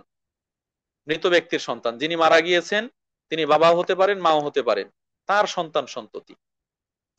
এই সন্তান সন্ততি এর 3টা অবস্থা। 1 নম্বর, কোন ব্যক্তি মারা গেছেন, শুধু মেয়ে সন্তান আছে, ছেলে সন্তান নাই। যে কয়টা সন্তান ছিল শুধু মেয়ে সন্তান আছে, ছেলে সন্তান নেই। এখানে আবার 2 ভাগ, মেয়ে একজন আছে অথবা একের অধিক আছে। কোন ব্যক্তি মারা গেলেন মাত্র একজন মেয়ে রেখে মারা গিয়েছেন, তাহলে এই মেয়ে মৃত ব্যক্তির পুরো সম্পদের অর্ধেক পাবে, পুরো সম্পদের অর্ধেক পাবে। আপনি একটু খেয়াল করবেন, যদি কোনো ব্যক্তি মারা যায় শুধুমাত্র মেয়ে সন্তান রেখে, আবার একজন মাত্র মেয়ে সন্তান, তার সন্তানই একটা, সেটা হলো মেয়ে, সেটাকে রেখে মারা গিয়েছেন, তাহলে পুরো সম্পত্তির অর্ধেক পাবে এই মেয়ে। বাকি অর্ধেক কোথায় যাবে? বাকি অর্ধেক আর অন্যান্য উত্তরাধিকারী যারা আছে স্ত্রী থাকতে পারে, না হলে তখন ভাই থাকতে পারে, ভাই না থাকলে ভাতিজা থাকতে পারে, ভাতিজা না থাকলে চাচা থাকতে পারে, না থাকলে চাচাতো ভাই থাকতে পারে, পর্যায়ক্রমে সেগুলোতে যাবে। বাকি মেয়ে হিসেবে তিনি তার মৃত বাবার কাছ থেকে সমুদয় সম্পত্তির অর্ধেক পাবেন। দ্বিতীয় অবস্থা হচ্ছে মেয়ে রেখেই মারা গিয়েছেন, কিন্তু মেয়ে একজন না, একের অধিক, দুইজন হতে পারে, তিনজন হতে পারে, চারজন হতে পারে, ছেলে সন্তান নাই, যে কয়জন সন্তান ছিল সে কয়জন মেয়ে। এটা মা মারা যাক বা বাবা মারা যাক, যেই মারা যাক না কেন, মেয়ে রেখে মারা গিয়েছে। এখন এই মৃত ব্যক্তি থেকে মেয়েরা পাবে 3/2 ভাগ। 3/2 ভাগ সমুদয় সম্পত্তির 3/2 ভাগ। উদাহরণ হিসেবে যদি আমরা বলি যে কোনো ব্যক্তির আহ 3জন মেয়ে ছিল, কোনো ব্যক্তির 3জন না 4জন মেয়ে, কোনো ব্যক্তির 4জন মেয়ে, এই 4জন মেয়ে রেখে মারা গিয়েছে, কোনো ছেলে নাই। ওই ব্যক্তি যখন মারা যায় তার যে সম্পত্তি, সেই সম্পত্তি সর্বমোট হিসেব করলে দেখা যাবে মাত্র 3 লাখ টাকা রেখে মারা গিয়েছে। 3 লাখ টাকা, জায়গা জমি বাড়ি গাড়ি যা আছে সব মিলিয়ে যা রেখেছে সেটা 3 লাখ টাকা। তাহলে এই 4জন মেয়ের মধ্যে 3 লাখ টাকা কিভাবে ভাগ করা হবে? আমরা 3 লাখ টাকাকে 3 ভাগে ভাগ করব। প্রথমত 3 ভাগে ভাগ করব, তাহলে 1 ভাগে আসবে 1 লাখ, 1 ভাগে 1 লাখ, 2 ভাগে 2 লাখ, 2 ভাগে 2 লাখ, আর 3 ভাগে হলে 3 লাখ। তো এই 3 ভাগের 2 ভাগ তারা পাবে, 3 ভাগের 2 ভাগ পাবে, অর্থাৎ 3 লাখের মধ্যে 2 লাখ এই 4জন মেয়ে পাবে। 3 লাখের মধ্যে 2 লাখ 4জন মেয়ে পাবে। এখানে মাথা হিসেবে 4জন মেয়ে 50,000 করে, 4 × 50 = 2 লাখ, এটা সমান সমান ভাবে তারা পেয়ে যাবে। এই হলো দুটো অবস্থা। একটা হলো মেয়ে যদি একাই থাকে আর কোনো ছেলে না থাকে তাহলে পূর্ণ সম্পদের অর্ধেক পাবে, আর যদি মেয়ে দুই বা দুইয়ের অধিক থাকে তাহলে পূর্ণ সম্পদের 3/2 ভাগ পাবে। আর যদি তৃতীয় অবস্থা হচ্ছে মেয়েও আছে ছেলেও আছে, কোন ব্যক্তি মারা গিয়েছে যার মেয়ে এবং ছেলে দুটোই আছে, এই ক্ষেত্রে 1 ভাগ 2 ভাগ 3 ভাগ এরকম নেই। অন্যান্য উত্তরাধিকারী যারা আছে তাদেরকে তাদের অংশ দেওয়ার পরে যা থাকবে সবটাই ছেলে এবং মেয়েদের মধ্যে ভাগ হয়ে যাবে। ছেলে এবং মেয়েদের মধ্যে ভাগ হয়ে যাবে। ছেলে এবং মেয়েদের মধ্যে কিভাবে ভাগ হবে? ছেলে এবং মেয়েদের মধ্যে এই জায়গায় ভাগটা হবে, দুজন মেয়ে যা পাবে একজন ছেলে তা পাবে, অথবা একজন ছেলে যা পাবে তার অর্ধেক একজন মেয়ে পাবে। একজন ছেলে যা পাবে তার অর্ধেক একজন মেয়ে পাবে। উদাহরণস্বরূপ আগের উদাহরণটা যদি আমরা দেই, যে একজন ব্যক্তি একজন ছেলে আর একজন মেয়ে রেখে মারা গিয়েছে, একজন ছেলে একজন মেয়ে রেখে মারা গিয়েছে, তাহলে হয়তো আহ তার স্ত্রী ছিল, স্ত্রী পেয়েছে 8 ভাগের 1 ভাগ পাবে স্ত্রী, বাবা ছিল, হ্যাঁ এখানে বাবা পাবে 6 ভাগের 1 ভাগ, ইত্যাদি ইত্যাদি। তাদেরকে দিয়ে বাকি থাকলো মনে করেন 2 লাখ টাকা, যা ছিল সেগুলো দিয়ে বাকি পাবে, বাকি থাকলো 2 লাখ টাকা। এই 2 লাখ টাকা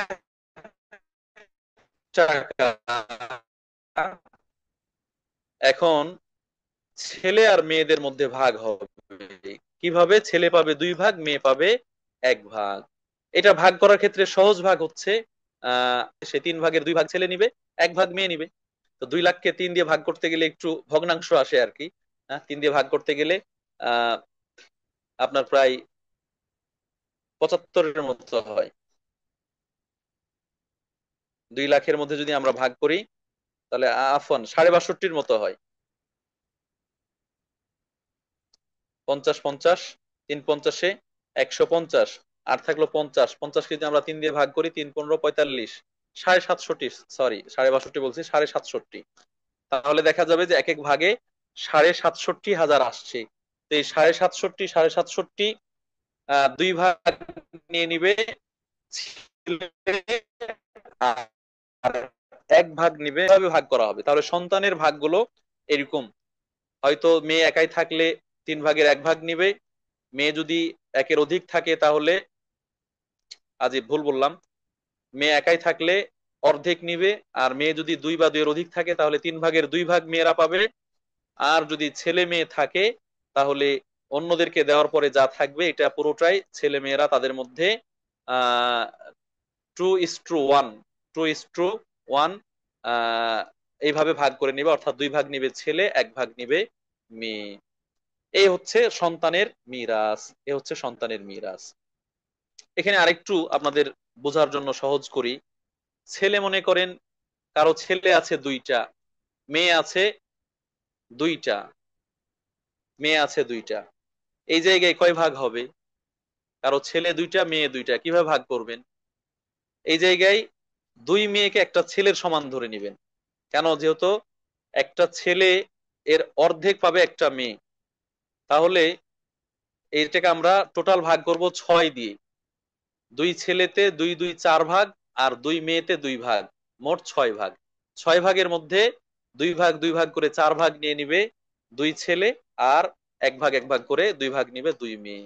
এইভাবে ভাগ করবেন আর কি।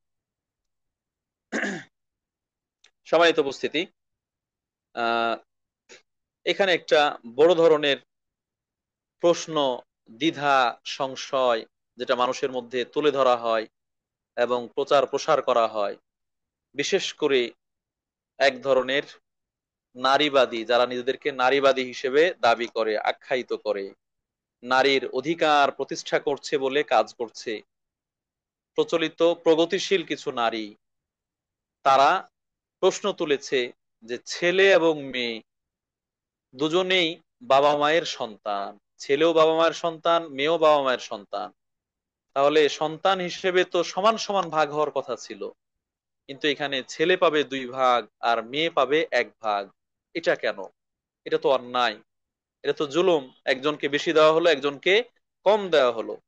এই ক্ষেত্রে যেন ইসলাম নারীদেরকে ঠকিয়েছে, এই ক্ষেত্রে যেন ইসলাম নারীদেরকে ঠকিয়েছে। অতএব ইসলামের এই বিধান মানা যাবে না, বরং ছেলে মেয়ে সমান সমান অধিকার, ছেলে যা পাবে মেয়েকেও তা দিতে হবে, এই ধরনের দাবি তুলেছে। সম্মানিত উপস্থিতি, আমরা বলবো যে এই ধরনের দাবি এটা নির্বুদ্ধিতার নামান্তর, নির্বুদ্ধিতার নামান্তর। আল্লাহ রাব্বুল আলামিন তিনি মানুষ সৃষ্টি করেছেন, মানুষের সৃষ্টিকর্তা, তিনি জানেন কার কতটুকু অংশ, তিনি জানেন কার কতটুকু অংশ, কে কতটুকের হকদার। এটা আল্লাহর থেকে ভালো কেউ, বেশি কেউ জানে না, আল্লাহর থেকে বেশি কেউই জানে না। আল্লাহ জানেন বিধায় তিনি সে অংশ নির্ধারণ করেছেন। যেমনটা আল্লাহ রাসূল সাল্লাল্লাহু আলাইহি ওয়াসাল্লাম বলছেন, ইন্নাল্লাহা আতা কুল্লা যী হাক্কিন হাক্কাহু। আল্লাহ রাব্বুল আলামিন তিনি সবচেয়ে সুষ্ঠু বন্টনকারী, এবং তিনি প্রত্যেককে তার অধিকার যথাযথভাবে দিয়েছেন। আল্লাহু আকবার। এই জায়গায়ও যদিও সংখ্যায় ছেলের জন্য দ্বিগুণ, মেয়ের জন্য 1 গুণ, কিন্তু এটাই হচ্ছে ইনসাফ ভিত্তিক বন্টন, এটাই হচ্ছে ন্যায় পরায়ণ বন্টন। কেন? যেহেতু মেয়ে বা কন্যা তিনি হয়তো কারো স্ত্রী হবেন, অথবা কারো বোন হবেন, অথবা কারো কারো মা হবেন, অথবা কারো মেয়ে হবেন।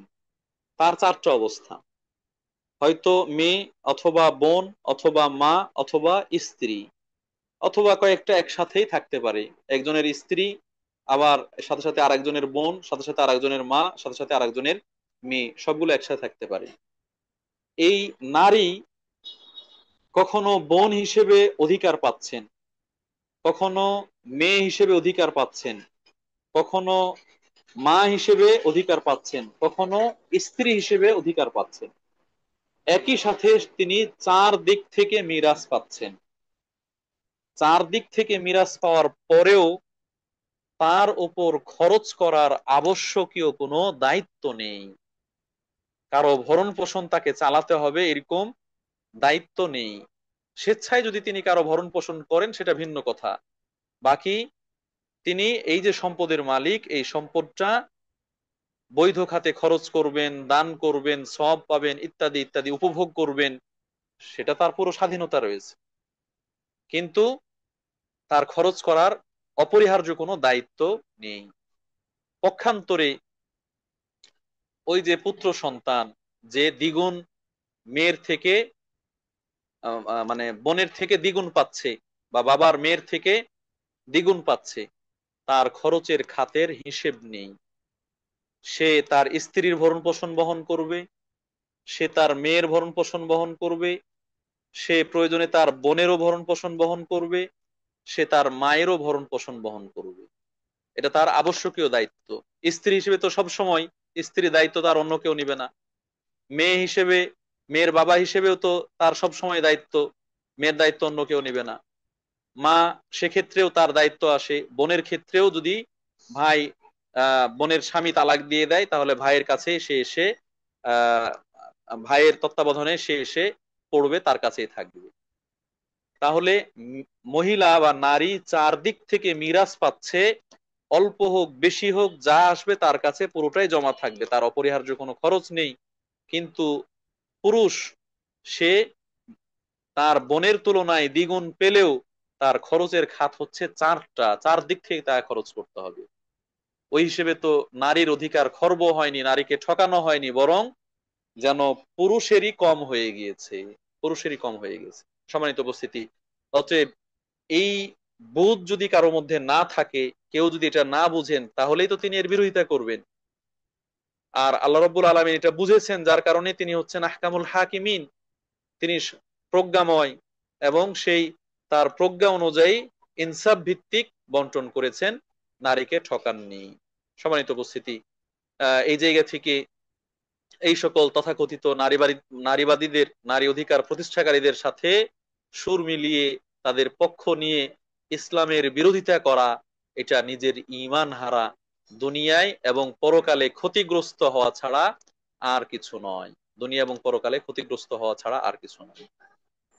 প্রিয় উপস্থিতি, পাশাপাশি এই জায়গায় এই কথাও বলতে হয়, যেটা পরে বলা দরকার এবং আমরা পরে বলবো, সেটা হচ্ছে অনেক ভাইয়েরা বোনদেরকে তাদের এই অর্ধেক মিরাসও দেন না বা দিতে চান না, অর্ধেক মিরাসও দেন না বা দিতে চান না। এটা নিতান্তই জুলুম, এটা নিতান্তই জুলুম, একেবারে নিছক জুলুম, যার ভয়াবহ পরিণতির ব্যাপারে আল্লাহ রাব্বুল আলামিন বলেছেন। একটু পরে আমরা সেটা বলবো ইনশাআল্লাহ। তাহলে এখানে আমরা সন্তানের মিরাস সম্পর্কে মোটামুটি আলোচনা পেলাম। এরপরে আমরা সংক্ষেপে স্বামী স্ত্রীর মিরাসটা বলে আজকের আলোচনা শেষ করার চেষ্টা করব।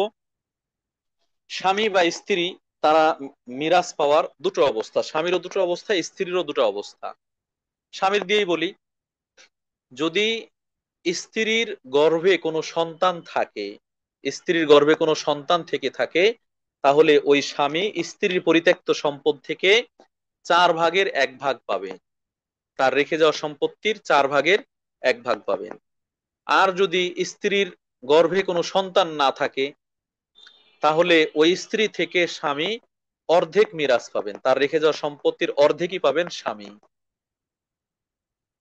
এর বিপরীতে স্ত্রীর ক্ষেত্রে, স্বামীর যদি ঔরসজাত কোনো সন্তান না থাকে, তাহলে স্ত্রী পাবেন স্বামীর রেখে যাওয়া সম্পত্তির 4/1, স্বামীর রেখে যাওয়া সম্পত্তির 4/1।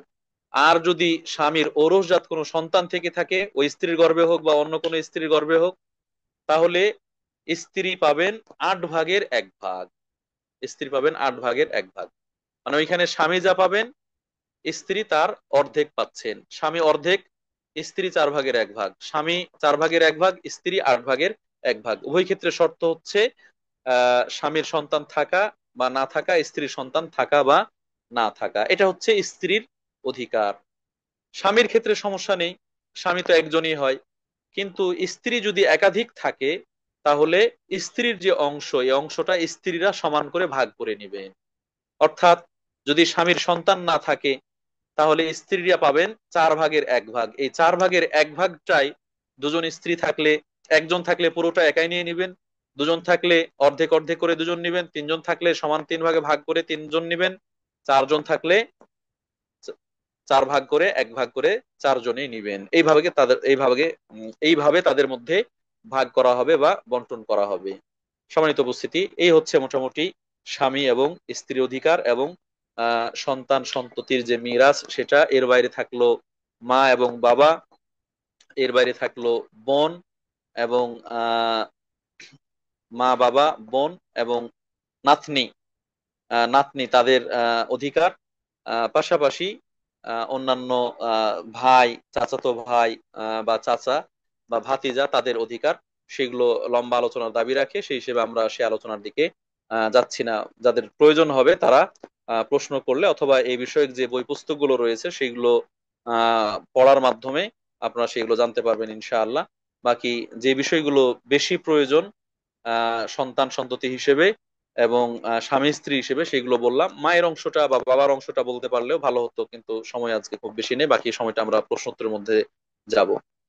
যতটুকুই আমরা বললাম, এই যে আল্লাহ রব্বুল আলামিন এখানে তিন আয়াতের মধ্যে মিরাসের বিধান উল্লেখ করলেন। মিরাসের বিধান উল্লেখ করার পরে আল্লাহ রব্বুল আলামিন সূরা আন-নিসার 13 এবং 14 নম্বর আয়াতে খুবই শক্তভাবে খুবই শক্তভাবে যারা মুয়াররিস যারা মুয়াররিস অর্থাৎ যাদের কাছ থেকে মিরাস পাবে তাদের জন্য এবং যারা বন্টন করবে তাদের জন্য আল্লাহ রাব্বুল আলামিন পুরস্কার এবং পরিণতির কথা বলেছেন। পুরস্কার এবং পরিণতির কথা বলেছেন। কি সেটা? আল্লাহ রাব্বুল আলামিন বলছেন তিলকা হুদুদুল্লাহ। এই যে অর্ধেক, দুই ভাগের এক ভাগ, চার ভাগের এক ভাগ, আট ভাগের এক ভাগ, ছয় ভাগের এক ভাগ, তিন ভাগের এক ভাগ, তিন ভাগের দুই ভাগ ইত্যাদি যে অংশগুলো বলা হলো, এটা আল্লাহ তাআলার পক্ষ থেকে নির্ধারিত। যার জন্য যে অংশ প্রযোজ্য সে সেটা পাবে। এটা আল্লাহর পক্ষ থেকে নির্ধারিত সীমারেখা। ওয়ামান ইউতিইল্লাহ ওয়া রাসূলাহু, যে আল্লাহর এবং তার রাসূলের এই সীমারেখার অনুসরণ করবে, আনুগত্য করবে, ইউদখিলহু জান্নাতিন তাজরি মিন তাহতিহাল আনহার খালিদিনা ফিহা, আল্লাহ রাব্বুল আলামিন তাদেরকে জান্নাতে প্রবেশ করাবেন। সুবহানাল্লাহ, সুবহানাল্লাহ। আল্লাহর এই বিধান পালনের মাধ্যমে তারা জান্নাতে প্রবেশ করবে, যে জান্নাতের নিচ দিয়ে নদী প্রবাহিত। খালিদিনা ফিহা, সেখানে তারা চিরকাল বসবাস করবেন। ওয়া যালিকাল ফাওজুল আযীম, আর পরকালে জান্নাত পাওয়া এটাই হচ্ছে সবচেয়ে বড় বিজয়, বড় সফলতা, মহান বিজয়। আল্লাহ রাব্বুল আলামিন আমাদেরকে তার বিধান যথাযথভাবে জেনে বুঝে মেনে সেভাবে প্রতিপালন করার তৌফিক দান করুন, আমিন। এবং জান্নাত লাভের তৌফিক দান করুন, আমিন। এরপরে আল্লাহ রাব্বুল আলামিন পরিণতির কথা বলছেন, ওমাইয়া আসিল্লাহ ওয়া রাসূলাহু, আর যে আল্লাহর এই নির্ধারিত বিধানকে মানবে না, যে প্রতিপালন করবে না, অগ্রাহ্য করবে, প্রত্যাখ্যান করবে, এড়িয়ে যাবে, ছুড়ে মারবে, এরকম যারা, ওয়াতাআদ্দা হুদুদাহু, আল্লাহ এবং আল্লাহ রাসূলের অবাধ্য হবে এবং আল্লাহর সীমারেখা অতিক্রম করবে, ইউদখিলহু নারান, আল্লাহ রাব্বুল আলামিন তাকে জাহান্নামে প্রবেশ করবে। তার শাস্তি হচ্ছে জাহান্নাম। কারণ এটা আল্লাহর পক্ষ থেকে দেওয়া বিধান, সেই বিধানকে অগ্রাহ্য করে, অমান্য করে, প্রত্যাখ্যান করে, বৃদ্ধাঙ্গুলি দেখিয়ে সে নিজের প্রবৃত্তির অনুসরণ করেছে, খামখেয়ালি করেছে, খুশি মতো করেছে, হয়তো জুলুম করেছে অথবা কাউকে বঞ্চিত করেছে। এই জন্য সে জাহান্নামে প্রবেশ করবে। খালিদান ফিহা, সেখানে সে চিরকাল বসবাস করবে, জাহান্নামে থাকবে। ওয়ালাহু আযাবুম মুহিন, এবং তার জন্য থাকবে লাঞ্ছনাদায়ক শাস্তি, তার জন্য থাকবে অপমানজনক শাস্তির ব্যবস্থা। সম্মানিত উপস্থিতি, এই সম্পত্তি বন্টনের ক্ষেত্রে অনেক মানুষ সীমা লঙ্ঘন করে বসে, অনেক মানুষ জুলুম করে বসে। হাসিনা আপু এর আগে বলেছেন, আমরাও মনে করে দেওয়ার চেষ্টা করেছি, যে সারা জীবন ভালো আমল করলো কিন্তু মরার আগ দিয়ে সে ছেলে মেয়ে ইত্যাদি ইত্যাদিকে কম বেশি করে দিয়ে গেল, কম বেশি করে দিয়ে গেল বা দেওয়ার নির্দেশ দিয়ে গেল। তার অবস্থানে থেকে কাউকে বেশি কাউকে কম করার নির্দেশ দিয়ে গেল, এটা অন্যায় করলো। অথবা মৃত ব্যক্তি মারাই গিয়েছেন, তার কোনো কর্তৃত্ব নেই, যারা বেঁচে আছে তাদের মধ্যে ভাই, তিনি বোনদেরকে ঠকিয়ে দিলেন, দিলেনই না, অথবা দিয়েছেন কিন্তু কম দিয়েছেন, ইত্যাদি ইত্যাদি। অথবা বোন ভাইকে ঠকিয়েছে, যে যেভাবে হোক না কেন, যে যেভাবে অন্যকে ঠকাক না কেন, এইরকম করার মাধ্যমে ব্যক্তি নিজের ঠিকানাকে জাহান্নামে নির্ধারণ করে নিচ্ছেন। এটা সত্যিকার অর্থে একটি ভয়াবহ অপরাধ, কঠিন অপরাধ। একদিকে আল্লাহ রাব্বুল আলামিনের বিধানকে প্রত্যাখ্যান করা হচ্ছে, অন্যদিকে জুলুম করা হচ্ছে, অন্যায় করা হচ্ছে, কাউকে বঞ্চিত করা হচ্ছে। সম্মানিত উপস্থিতি, অতএব যে সকল ভাইরা বোনদের অংশ দেন না, এরকম অনেক হচ্ছে, আমাদের কাছে প্রশ্ন আসছে অহরহ দিনী বোনদের কাছ থেকে। বাবা মা মারা গিয়েছেন অনেক আগেই, চক্ষু লজ্জায় বাবা মার সেই পরিত্যক্ত সম্পদ আমরা চাইতে পারছি না। ভাই ঠিকই ভোগ করছেন, বাবা মা মারা যাওয়ার পরে ভাই সবার অংশই ভোগ করছেন, নিজেরটাও করছেন, বোনদেরটাও করছেন, সেই জায়গায় তার চক্ষু লজ্জা নেই। কিন্তু বোন ভাইয়ের কাছে চাইবেন, এটা লজ্জা করছেন। মারা গিয়েছে 1 বছর হয়েছে, 2 বছর হয়েছে, পরে চাইবেন। এক সময় দেখা যায় যে ভাইরা অস্বীকার করে বসে, দেয়ই না, বঞ্চিত করে। এটা অনেক বড় জুলুম, এটা অনেক বড় জুলুম। আল্লাহ রব্বুল আলামিন আমাদেরকে এই ধরনের জুলুম করা থেকে নিবৃত রাখুন। ইনসাফের সাথে যার যে অংশ নিজ গরজে সেটা বুঝিয়ে দেওয়া দরকার। বাবা মা মারা যাওয়ার পরে ভাইয়ের যেমন অধিকার প্রতিষ্ঠিত হয়েছে, বোনের অধিকার প্রতিষ্ঠিত হয়েছে। ভাই যে অধিকারের দাবিতে, যে অধিকারের ভিত্তিতে বাবা মার সম্পদ ভোগ করছেন, বোনেরও সে অধিকার রয়েছে। কিন্তু বোন হয়তো সমীহ করেছেন, ছাড় দিয়েছেন, আর এই ছাড়টাকে দুর্বলতা মনে করে তার উপর জুলুম করে তার সম্পদ গ্রাস করা, নিঃসন্দেহে এটা অনেক বড় জুলুম। কয়েক ধরনের জুলুম এবং পাপ এর মধ্যে চলে আসবে। অতএব এরকম অন্যায়ের মধ্যে যেন আমরা না জড়াই, এরকম অন্যায়ের মধ্যে যেন আমরা না জড়াই। আল্লাহ আমাদেরকে হেফাজত করুন। এই অন্যায়গুলোর মধ্যে আরো রয়েছে, ইসলাম এখানে সন্তান সন্ততিতে ছোট বড় পার্থক্য করেনি। নারী পুরুষ পার্থক্য করে যার যতটুকু অংশ আল্লাহ বর্ণনা করে বন্টন করেছেন। কিন্তু জাহিলি যুগে সেই সময় যারা ইয়াতিম শিশু, পেটের বাচ্চা, যে হয়তো পরবর্তীতে জন্মগ্রহণ করেছে, এরকম শিশু বা ছোট্ট, যে হয়তো উপার্জনে সেরকম ভূমিকা রাখতে পারে না, তাদেরকে সম্পদ থেকে বঞ্চিত করত। এটাও তাদেরকে বঞ্চিত করাটা জুলুম। মিরাসের মধ্যে প্রত্যেকের সমান সমান অধিকার। একজন পরিপূর্ণ তরুণ যুবক যেই হোক না কেন, তার যে অংশ, একজন দুধ খাওয়া বাচ্চা তারও সে অংশ একই সমান পাবে। সে পরিবারে অবদান রাখেনি, ভূমিকা রাখেনি, এই জন্য তার অংশ কম, এমনটা নয়। কিন্তু এভাবে ঠকানো হতো। সেগুলোর বিরুদ্ধে অবস্থান নিয়ে আল্লাহ রাব্বুল আলামিন ইনসাফ প্রতিষ্ঠা করেছেন এবং এখানে প্রত্যেকের ন্যায় সঙ্গত যে অধিকার, সে অধিকারের নির্ধারণ করেছেন এবং সেইভাবে সেটাকে বন্টন করার জন্য নির্দেশ দিয়েছেন। অতএব সেই আলোকে আমাদের বন্টন করা উচিত। এর ব্যত্যয় ঘটানো, ব্যতিক্রম করা, এটা বড় ধরনের অপরাধ এবং পাপ, যেটা ব্যক্তির ঠিকানা জাহান্নামে নির্ধারণ করে। অপরপক্ষে সঠিকভাবে বন্টন করার মাধ্যমে ব্যক্তির ঠিকানা জান্নাতে নির্ধারণ করে। অতএব আপনি জান্নাতি হবেন না জাহান্নামী হবেন, নিজের ঠিকানা জান্নাতে বানাবেন না জাহান্নামে বানাবেন, সেই সিদ্ধান্ত আপনারই। আমরা আল্লাহ রব্বুল আলমীর কাছে দোয়া করি, আল্লাহ রব্বুল আলমিন নারী পুরুষ, ভাই বোন, স্বামী স্ত্রী, পিতামাতা, সন্তান সন্ততি হিসেবে যার যে অধিকার দিয়েছেন, আমরা যেন ইনসাফের সাথে জুলুম না করে, বঞ্চিত না করে প্রত্যেকের অংশ প্রত্যেককে বুঝিয়ে দিতে পারি। আল্লাহ রাব্বুল আলামিন আমাদেরকে সে তৌফিক দান।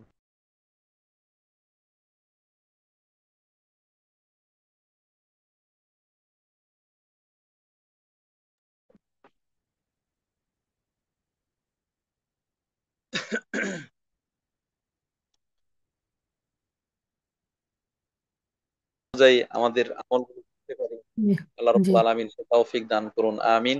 হুম। অনেক দিনী বোনরাই দোয়া চেয়েছেন। আমরা যারা দোয়া চেয়েছেন, দোয়া চাননি, সবার জন্য দোয়া করছি। আল্লাহ রাব্বুল আলামিন আমাদের ভুল ত্রুটিগুলো মাফ করে দিন, আমাদের গুনাহ খাতাগুলো ধুয়ে মুছে সাফ করে দিন। যারা মারা গিয়েছেন, আল্লাহ রাব্বুল আলামিন মুসলিম মৃতদের ভুল ত্রুটিগুলো মাফ করে দিন, তাদের কবর আযাব মাফ করে দিন, তাদের কবরকে জান্নাতের সাথে সম্পৃক্ত করে দিন, জান্নাতের অংশ বানিয়ে দিন।